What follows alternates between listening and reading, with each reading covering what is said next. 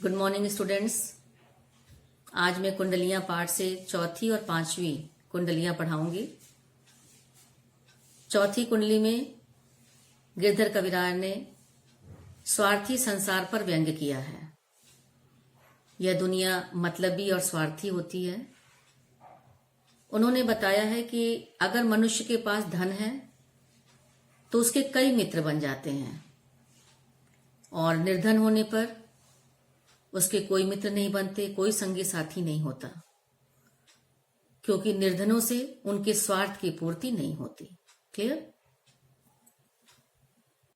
पांचवी कुंडली में गिरधर कविराज ने बताया है कि दुख की घड़ी में या मुसीबत के समय में मनुष्य को गुणवान, धनी, ताकतवर या सामर्थ्यवान लोगों की सहायता लेनी चाहिए, क्योंकि गुणहीन व्यक्ति, निर्धन व्यक्ति या कमजोर व्यक्ति आवश्यकता के समय सहायता नहीं कर पाते।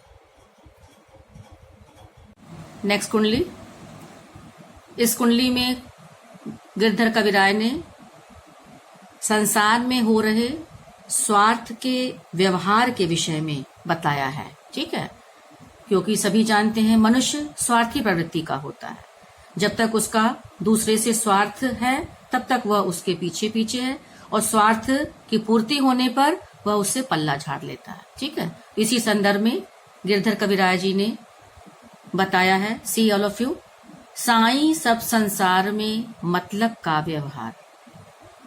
गिरधर कविराज जी कहते हैं कि संसार में सभी एक दूसरे से मतलब का व्यवहार रखते हैं, अर्थात स्वार्थी हैं। जब लग पैसा गांठ में तब लग ताको यार। उनका कहना है कि जब तक गांठ में मतलब जब तक अपने पास मनुष्य के पास पैसा है तब तक उसके यार होते हैं, अर्थात लोग उससे मित्रता करते हैं। नेक्स्ट लाइन, तब लग ताको यार, यार संग ही संग डोले। जब तक मनुष्य के पास पैसा है तब तक लोग उससे मित्रता करते हैं और उसके आगे पीछे डोलते रहते हैं, अर्थात उससे अपना संबंध रखते हैं। ठीक है, नेक्स्ट लाइन, पैसा रहे न पास, यार मुख से नहीं बोले। जब तक पैसा है तब उससे मित्रता करते हैं, उसके आगे पीछे रहते हैं। नेक्स्ट लाइन क्या कहते हैं, लेकिन जब पैसा नहीं रहता है तो वही मित्रता का दावा करने वाले लोग यार मित्र मुख से नहीं बोलते हैं, अर्थात उनसे कोई संबंध नहीं रखते हैं। क्लियर। नेक्स्ट लाइन, कह गिरधर कविराज जगत यही लेखा भाई। गिरधर कवि कहते हैं कि जगत का यही लेखा है। लेखा मीन्स यही नियम है। क्या नियम है? करत बेगर्जी प्रीति, यार बिरला कोई साई। बेगर्जी मीन्स बिना स्वार्थ के, प्रीति मीन्स प्रेम, बिरला मीन्स कोई। बिना स्वार्थ के बिरला ही कोई एक दूसरे से मित्रता करता है। कहने का भाव यह है कि संसार में कोई बहुत ऐसे कम ही लोग हैं, बिरले ही लोग हैं जो निस्वार्थ भाव से एक दूसरे से प्रेम करते हैं, क्योंकि संसार में सभी स्वार्थ के वशीभूत हैं। आई थिंक क्लियर हो गया होगा। रिलेटेड एक्सट्रैक्ट के क्वेश्चंस दिए जाएंगे, आपको अपनी क्लास वर्क कॉपी में इसको करना है। क्लियर। नेक्स्ट, रहिए लटपट काट दिन, बरु घामे माँ सोए। कवि कहते हैं कि भले ही लटपट अर्थात कष्ट से भरा दिन काट लें, बरु घामे माँ सोए, और घाम में ही सो जाए, अर्थात हमें धूप में ही सोना पड़े। छाह न बाकी बैठिए जो तरु पतरो हों, लेकिन जो वृक्ष पतले हों उनकी छाया में नहीं बैठना चाहिए। क्यों नहीं बैठना चाहिए? नेक्स्ट लाइन, जो तरु पतरे हो एक दिन धोखा दई हैं। जो वृक्ष पतले होते हैं, अर्थात जिसका तना, जिसकी जड़ कमजोर होती है, वो एक दिन धोखा दे देते हैं। कैसे धोखा देंगे? सी, जा दिन बहे बयारी, टूटी तब जर से जई हैं। जिस दिन तेज हवा का झोंका आएगा, बयार मीन्स हवा बहेगी, तो ऐसे कमजोर तने वाले वृक्ष वाले पेड़ जड़ से टूट जाएंगे। क्लियर। नेक्स्ट लाइन, कह गिरधर कविराय छाह मोटे की गहिए। कवि गिरधर कहते हैं कि इसलिए हमें मोटे वृक्ष की शरण में जाना चाहिए। पाती सब झर जाए तऊ छाया में रहिए।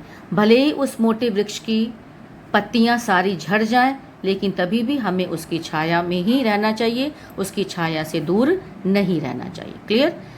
इस कुंडली में अन्योक्ति अलंकार का प्रयोग किया गया है और इस कुंडली के माध्यम से गिरधर कविराय ने समर्थवान जो मोटे वृक्ष हैं उसकी तुलना बलवान से, ताकतवर से, सामर्थ्यवान से किया है और जो पतले वृक्ष हैं उनकी तुलना कमजोर व्यक्ति से किया है। इसलिए कहने का आशय यह है कि हमें हमेशा सामर्थ्यवान व्यक्ति का सहारा लेना चाहिए। क्लियर?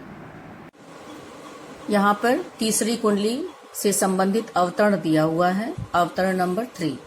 इससे संबंधित प्रश्न है। प्रश्न नंबर 1, गुण के ग्राहक सहस्त्रजन क्यों होते हैं? समझाकर लिखिए। इस कुंडली का अर्थ बताया गया है, कुछ पॉइंट्स मैं बताऊंगी। तो प्रश्न के अनुसार गुण के ग्राहक सहस्त्रजन इसलिए होते हैं कि जो गुणी व्यक्ति होते हैं वे हमें मुसीबत के समय में उचित सलाह देते हैं और हमें मुसीबत से निकलने का सही मार्ग बताते हैं, मुसीबत के समय हमारी सहायता करते हैं और उचित परामर्श देते हैं। इसलिए ऐसे गुणी व्यक्ति के हजारों लोग ग्राहक होते हैं, उनके प्रशंसक होते हैं। क्लियर? प्रश्न नंबर 2, बिन गुण लहै न कोय का क्या अर्थ है? स्पष्ट कीजिए। तो इस पंक्ति का यह अर्थ है कि जिन व्यक्तियों के अंदर कोई गुण नहीं होता उनका समाज में कोई मान सम्मान नहीं होता। ऐसे व्यक्तियों के पास जाने से कोई फायदा नहीं होता, क्योंकि वे मुसीबत के समय हमारी कोई सहायता नहीं करते, ना कोई हमें सलाह दे सकते हैं और वे समाज के किसी काम नहीं आ सकते। क्लियर? प्रश्न नंबर 3, कोयल और कौवे का उदाहरण क्यों दिया गया है?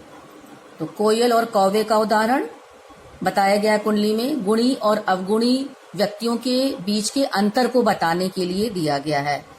कोयल की मीठी आवाज होती है, अपनी मीठी आवाज के कारण वह सबकी प्रिय होती है, सब उसकी ध्वनि को सुनना पसंद करते हैं। जिस प्रकार से गुणी व्यक्ति के पास लोग जाते हैं और गुणी व्यक्ति उनकी सहायता करते हैं, मदद करते हैं। और कौवे के लिए क्या बताया गया है? कौवे की आवाज कर्कश होती है, इसलिए वह लोगों का प्रिय नहीं होता है, लोग उसकी आवाज नहीं सुनते हैं। वही उसी तरह जैसे अवगुणी व्यक्ति के पास लोग जाना पसंद नहीं करते हैं, क्योंकि अवगुणी व्यक्ति किसी काम के नहीं होते हैं, वे किसी की मदद नहीं करते हैं। क्लियर? प्रश्न नंबर 4, कोयल को सुहावन और कौवे को अपावन क्यों कहा गया है? इसमें भी वही पॉइंट्स देते हुए क्वेश्चन के अनुसार सेंटेंस बनाते हुए आपको लिखना है। क्लियर? और कुंडली एक्सप्लेन भी की गई है, तो आपको इसको अपनी क्लास वर्क कॉपी में ये अवतरण 3 दिया गया है, आप इसको अपने शब्दों में कर लीजिएगा। क्लियर?